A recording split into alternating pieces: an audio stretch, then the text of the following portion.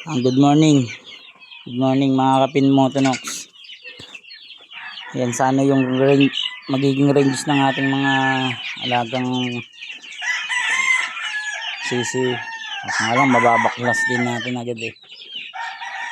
Dito sana lalagyan natin yung mga sa inahin na palakihin. Kaso lang wala, matatanggal din natin. Kaya maglilipat na naman dun sa ating dating manukan sa riles.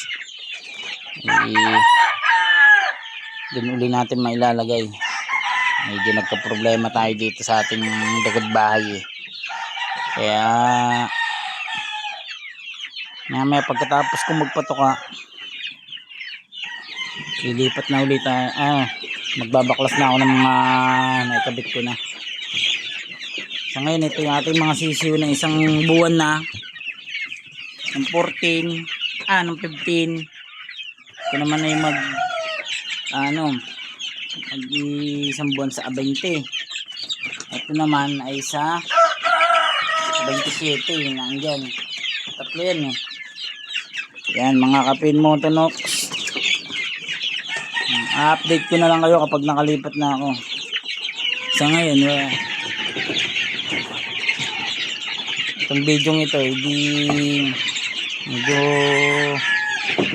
sama. Ayan ang lalakas na nila. Kailangan na natin sila mailipat sa range area. Liliparan, naliliksi no. Kailangan na natin silang mailipat sa range area.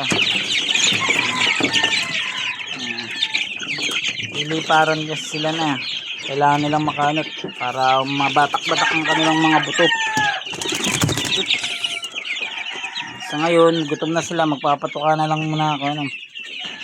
Sige mga kapin Motonox, salamat sa mga sumusuporta sa aking pagsisimula ng manukan. Doon meron pa tayo dun.